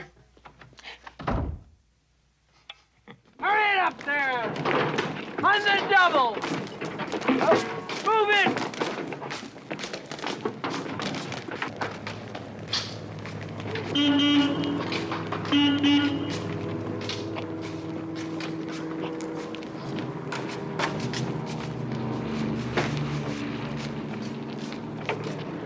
We came to say goodbye, Jim. I sure appreciate that, Lieutenant. And I want to thank you for all the nice things you've done. I didn't do anything. Well, yes, you did. You come up and talk with me when I was alone, and I just wasn't alone no more. And, Captain, No, you did it, Jim. We just showed you the way. Well, I don't believe I would have found it myself.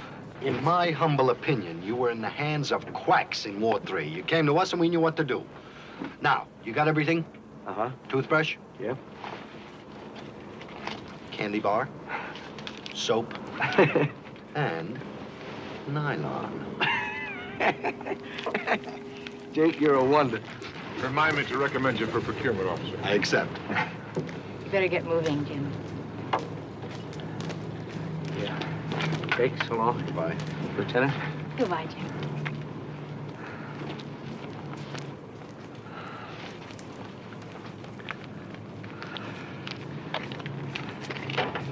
Thank you, Captain.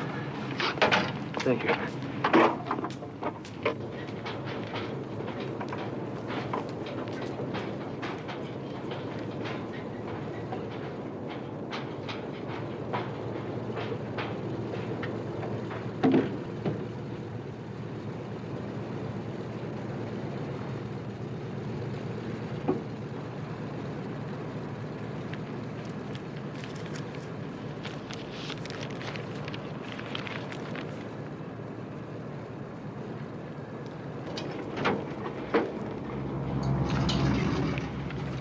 Jackson, you take the Jeep back. I think I could use a walk.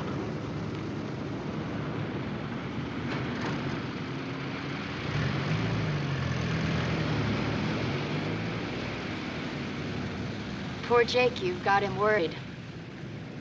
The word is you've been asked to stay on. That'll just ruin Operation Penthouse. Operation Penthouse? His post-war plan. A huge psychiatric cartel to be known as Newman and Leibowitz. He'll be glad to fill you in on details. Now, don't tell me. He'll be the business getter. Neurosis tout. He's already got you located in San Francisco with a branch office in Beverly Hills. Well, that's nice. Well, I don't know what I'm going to do. What about you, Francie? They'll want you to sign up again. I'll have to be fair about it. I'll flip a coin. If it stays in the air, I'll sign on again. I'm serious. So am I. When this is over, I want to get out and have some babies. I suppose you might be pretty good at that, too. If not, it's the kind of thing I could learn. Do you think it's wrong of me, Joe, to want to close out my 201 file when this is over? Hey, Captain. What is it, Archie? Blodgett asked me to find you. You're wanted in your office. She's probably looking for me, too. It's 10 minutes into my shift.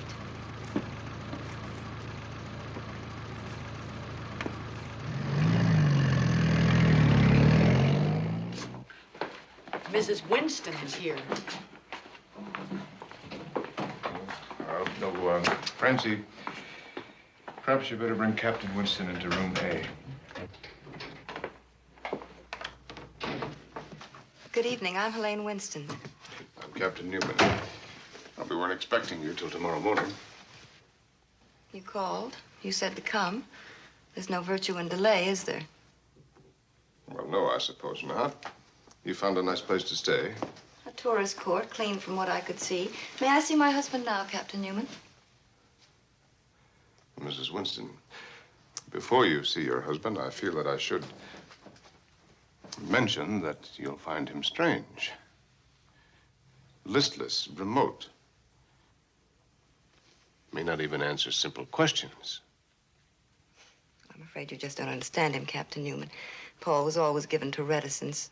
This is only temporary, I'm sure. He's basically sound and well, don't you agree?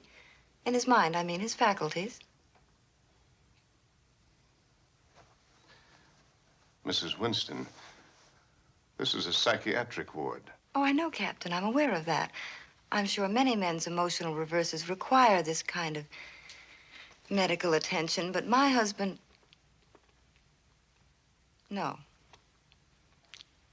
We are not people who pamper themselves, Captain Newman. We're proud that we can draw on our inner will. Mrs. Winston. I should like to see my husband now.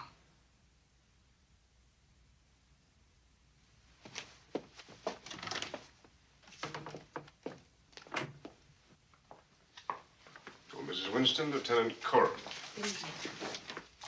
The ward itself is beyond that door, but we thought you'd prefer to see your husband in here.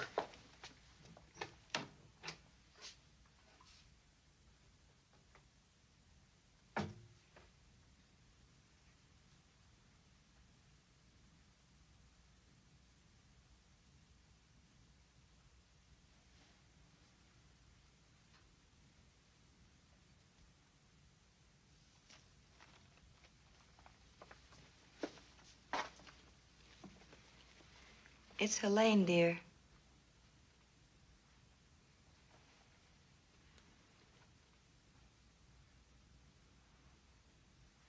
Aren't you going to ask me to sit down?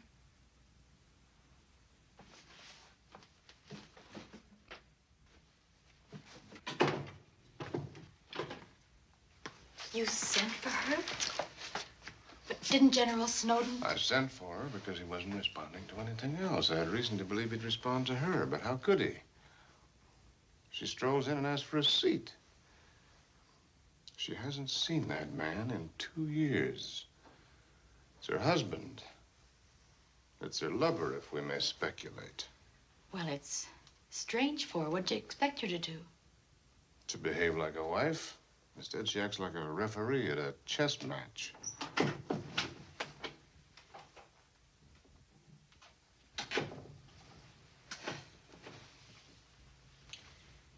He says he's tired.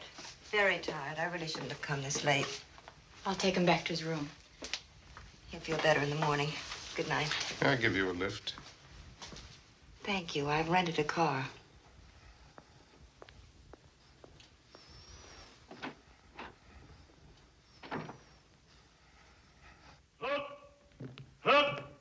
Hut, 2, 3, 4. Hut, hut, hut, 2, 3, 4. Hut, hut, hut, 2, 3, 4. Hut, hut, hut, 2, 3, 4. Hut, hut, hut, 2, 3, 4. Hut, hut, hut, 2, 3, 4. Hut, hut, hut, 2, 3, 4. Hut, hut, hut. Detail, halt.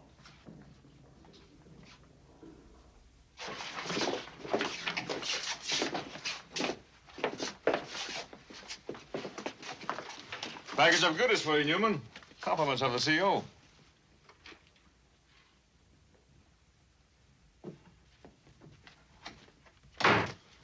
Sign here, please. Sign for what? 14 Italian prisoners of war. And what the devil are 14 Italian POWs doing in the middle of the Arizona desert? Well, you see, according to the Geneva Convention, prisoners should be sent to a climate similar to the one in which they were captured. We picked up 300 of those jokers in the Libyan desert, and those 14 out there need hospitalization. Are they mental cases?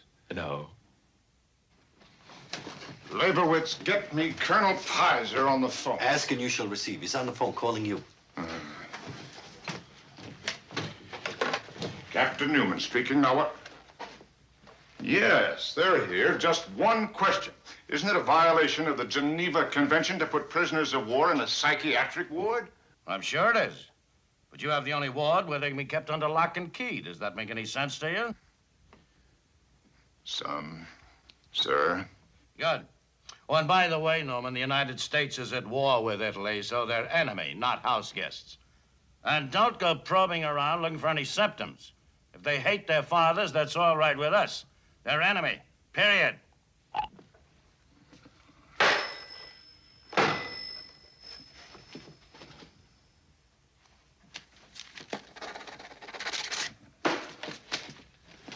Leibowitz. Yeah, Doc.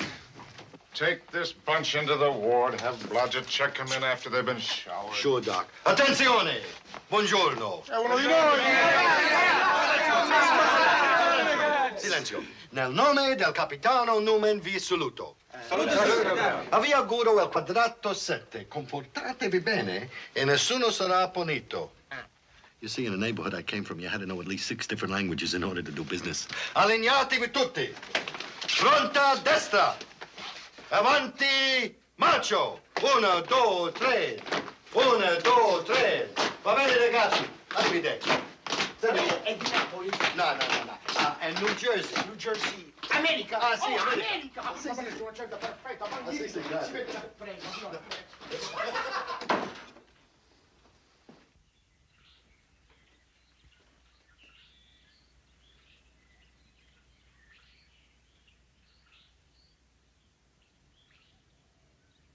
Mrs. Winston, I'd counted on you for a breakthrough, some emotional reaction. And as long as you've been here, nothing has happened. Nothing from him and nothing from you. I'm a patient woman, Captain. Maybe too patient. I beg your pardon? Mrs. Winston, I hope that you're going to understand, and I don't want to embarrass you. But if your answers will help me to understand, if they'll help Paul, then, of course, that's the most important thing. Of course. What is it that you want to know? The room where you two meet has a chair, and it has a cot, a bed, and it also has a lock. Mrs. Winston, have you ever locked that door? I was not aware, Captain, that you were one of those who read sex into everything. You're his wife. He's a man. Not just now, is it? Well, that's the whole point. What have you done to change that? This is most embarrassing. There is no point in continuing this conversation. Oh, I think that there is if you love him, if you really love him, if you really want to help him. There is nothing in the world that I want more. Then act like a woman to him and not a choir companion. Buy some perfume. Get a nice new dress, something feminine, something flattering. You mean erotic, don't you? Why not? I am hardly the kind of woman who can be expected to act like a prostitute. Good night, Captain.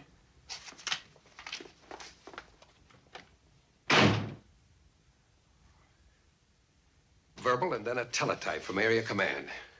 You're not to contact her, and you're to stay away from Winston. Joe, you can't treat a woman like that. It makes the hospital look bad.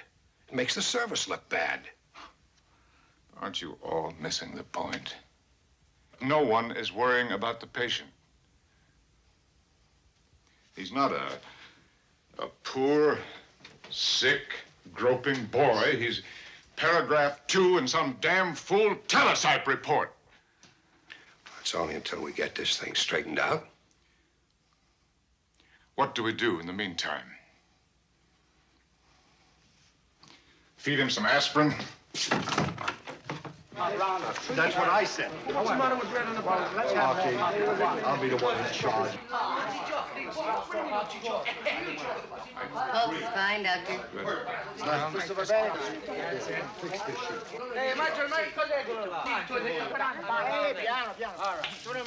Mi so tassare over there. Right. Va bene. Start. There you go. You know, it's going to be a very nice tree. Ma come si chiama questo? Popcorn. Come? Popcorn. Mangi. No. Sì. Si mangia? Leibowitz. He is busy with the tree. He's also wanted by Captain Newman. He is coming.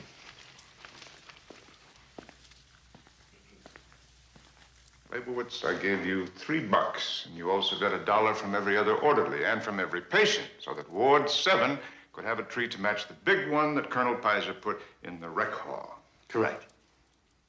Is that the best tree you could buy with all that money? Who said I bought it?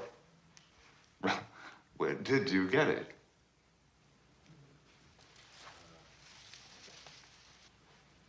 From another tree. From another... What tree? Where?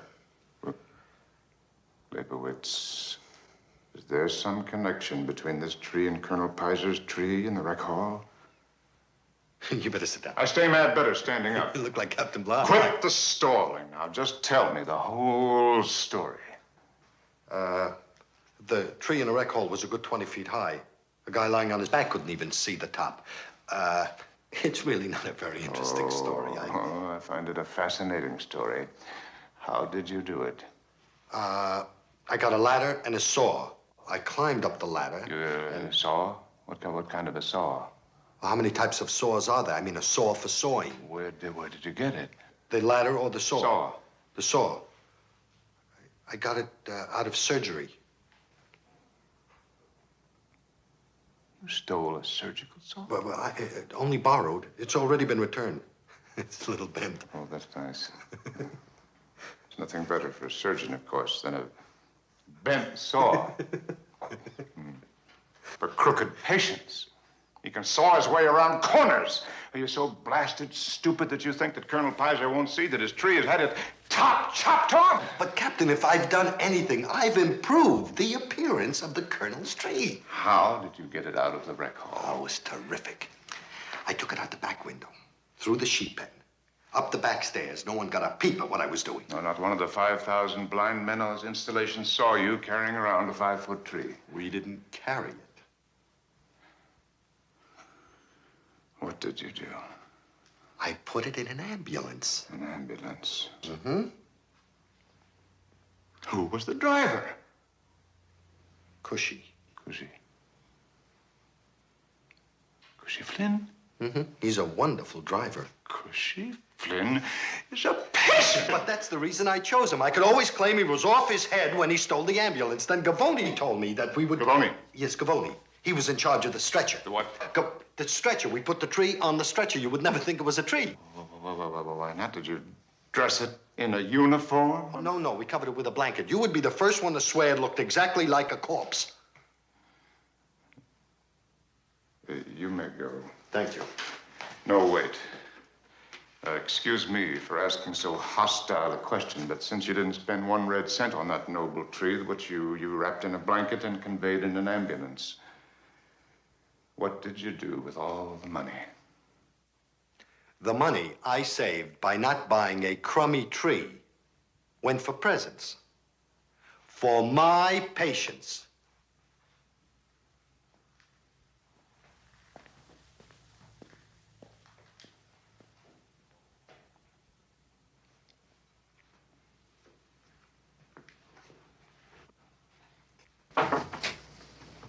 You are, Doc. Thanks, Archie. It's Winston. Who's with him? Stop it! Stop it! For God's sake, stop it, please! I revolted him!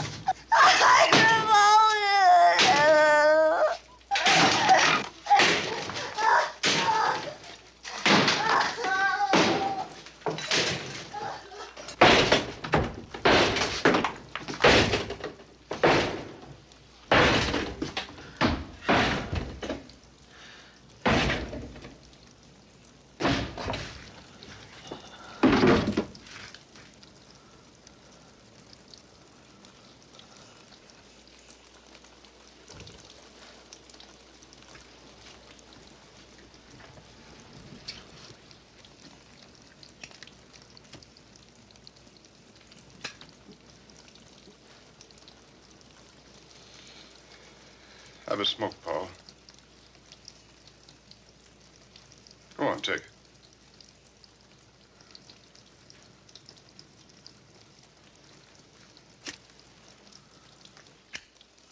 Now, you've raised quite a rumpus in here. Now, suppose you tell me what it is that you were trying to prove. What?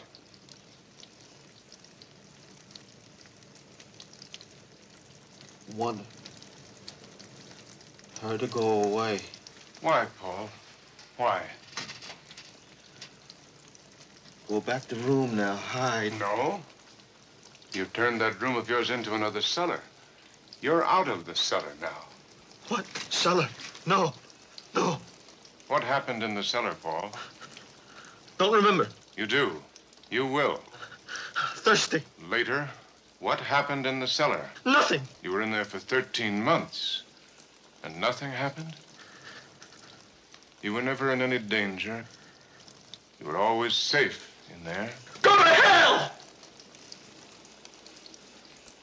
Is that what's tearing you apart? That you were safe in there? That is it, isn't it? No more war, no more flights, no flak, no danger. Yes, yes, yes. It was deep, dark, safe.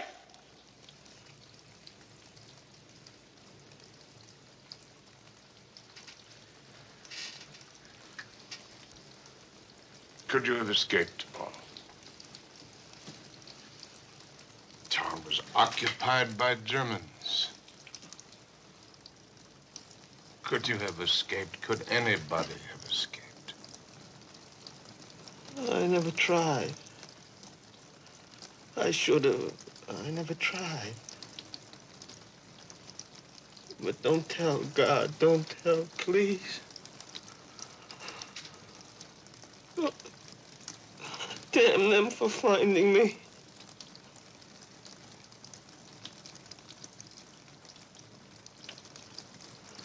I don't want to hurt her. She mustn't know.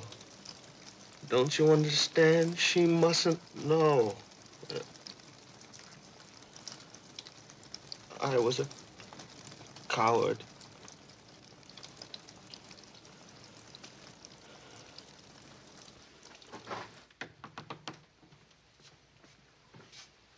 I told you it wouldn't work, but you wouldn't believe me. I knew it was wrong. Wrong. Mrs. Winston, I want you to go in there and see Paul. Now. Another experiment. Hasn't he been through enough? Hasn't he suffered enough? No, not by his standards. You see, he's a Winston. And? Fear is a normal thing in ordinary men. It's something else in a Winston. It's cowardice. Paul couldn't be a coward. He's never done a shameful thing in his life. No. But he thinks that he has. That's the whole point. That's why you have to go in there. You saw the anguish on his face. The hatred. That was shame. Mrs. Winston, that man became a vegetable rather than have you know. He loves you so much, he was willing to stay that way the rest of his life.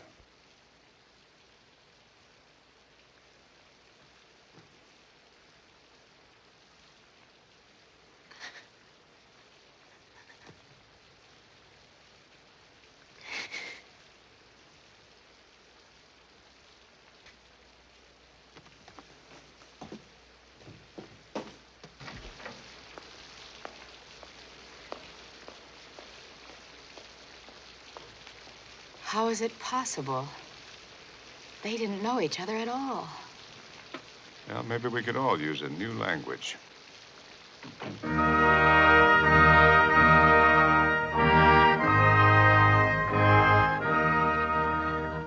We three kings of Orient are bearing gifts. We traverse afar. Fields and fountain, moor and mountain, following yonder star. Oh, guide us to thy perfect light.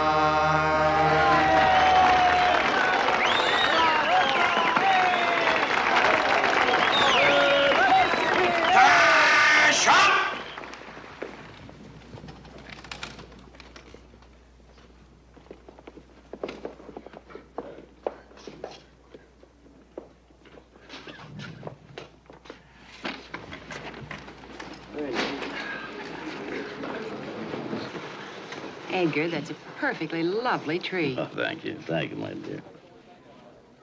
I must say it took quite a bit of doing to find a tree that...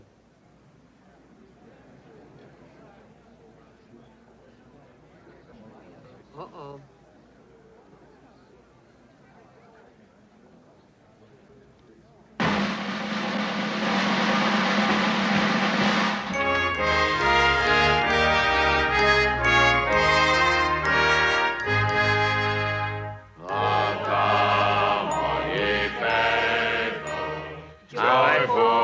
How tall you figure that tree to be? 15 to 60 feet tops. Told me it was 20 feet. And what happened to the other 5 feet? You think you could have shrunk into it? I'll be an idiot, Howard. Somebody chop the top off of that tree. Darling, if you don't shut up, I'm going to chop your top off.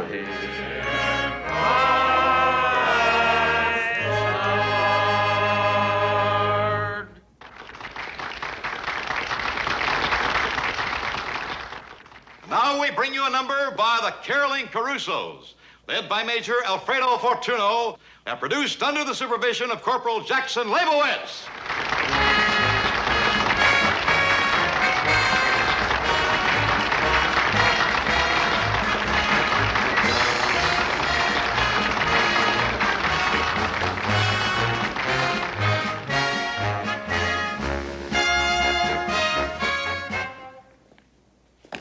Molte grazie, Colonnello Paiser. Officers, medici, and the beautiful signore. We prisoners, but no slave. We lose, but no punish. We very happy, say, in Ward 7. We have our own Christmas tree, yes. It's not big, it's a little one, but it's nice, very nice. We are Italiani, but hooray, America! Norman, how little is that Christmas tree? 5 feet, sir. Uh-huh. Well, consider it my contribution to the ward. And a Merry Christmas to you, sir. We like to sing for you old march, very old American Indian song, that which Il Caporale Leibowitz, very kind, is to teach us.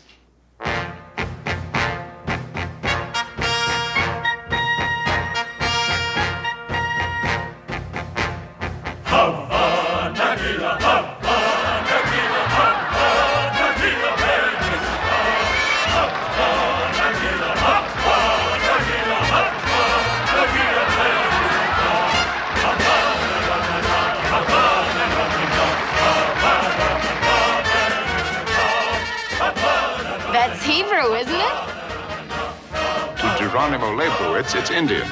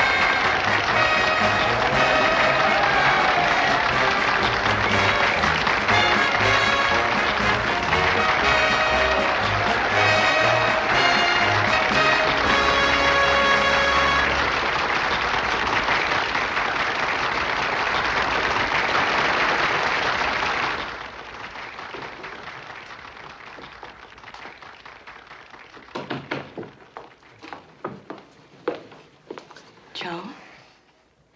It's little Jim. Oh, no. You remember the letter that he gave me? Well, he'd named me his next of kin. Didn't have anyone else. Dear God.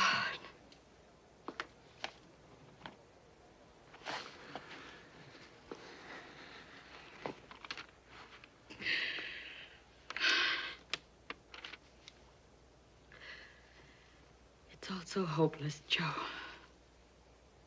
You said it yourself. We cure them, make them strong,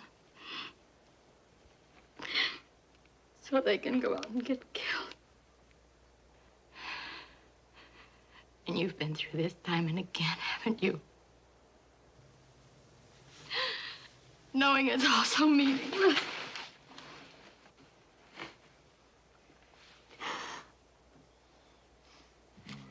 Jim didn't think so.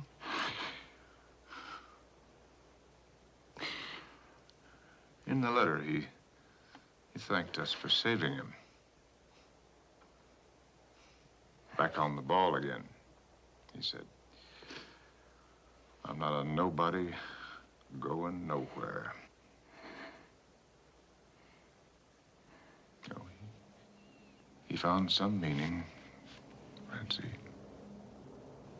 Man's need to matter and have it make some difference that he lived at all.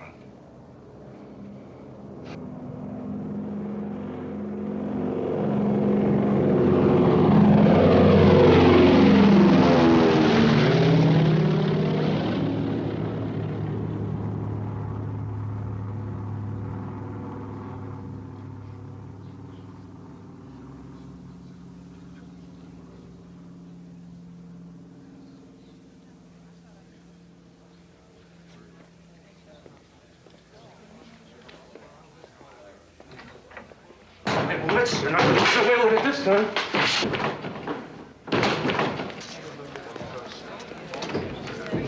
All right. Where is it? Cavoni. Where is it? Doc, take care of him. He needs help.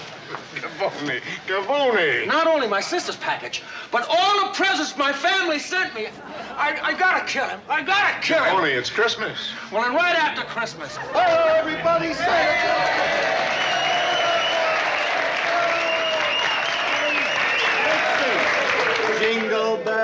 jingle bells, jingle all the way. Very good.